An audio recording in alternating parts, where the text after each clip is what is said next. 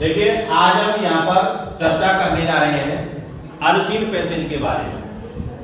Unseen passage solution. आपके board के exam में एक अनसीन पैसेज आता है और उस अनसीन पैसेज के नीचे कुछ क्वेश्चंस आते हैं। उन क्वेश्चंस का जवाब आपको उसी पैसेज में से छांट करके लिखना होता है। जैसे आज हम जो चर्चा करने जा रहे हैं अनसीन पैसेज के बारे में। कोई भी पैसेज आ जाता है आपके एग्जाम में तो सबसे पहले उस पैसेज को हमें डॉट डॉट करके लिखना होता है। जैसे कोई भी पैसेज हुआ a man was dot dot the same, यानी कोई भी पैसेज हो सकता है। यह आवश्यक नहीं है कि केवल यही पैसेज आए।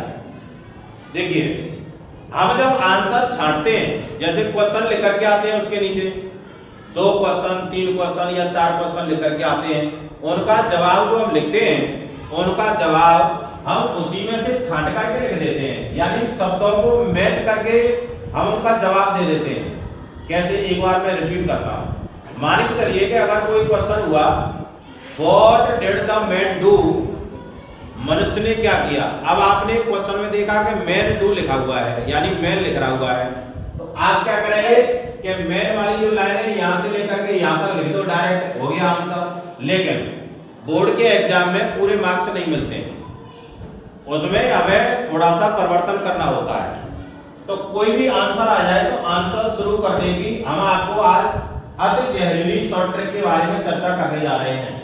जैसे माने चलते हैं कि बोर्ड के एग्जाम में क्वेश्चन नंबर ए पूछा गया, जो आपको उसी पैसेज में से छांटना है, तो आंसर की शुरुआत किस तरीके से करेंगे। आंसर की शुरुआत करनी है आपको according to the above mentioned passage. सबसे पहले शुरुआत करनी है, कोई भी क्वेश्चन आ जाए according to the above mentioned passage, उपर्युक्त चर्चित गद्यांश के अनुसार।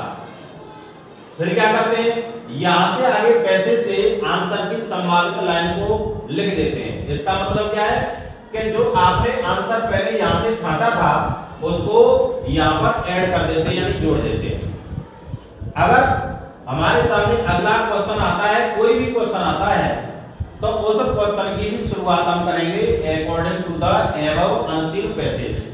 जैसे कि यहाँ पर मेंशन्ड लिखा हुआ है, हमने मेंशन्ड को हटा दिया यहाँ से, according to the above unseen passage. फिर कॉमा लगाना है और कॉमा के बाद में जो आपने आंसर जो सोच रखा है पैसेज में से, उसी लाइन को यहाँ पर लिख देते हैं। जैसा कि यहाँ लिखा हुआ है, यहाँ से आगे पैसेज से आंसर की संभावित लाइन को नकल करके लिख देते हैं, जो आपका पैसेज दे रखा होता है वही से। अगला क्वेश्चन आता है आपका सी नंबर, तो यहाँ पर हम आंसर डालेंगे आंसर नंबर सी।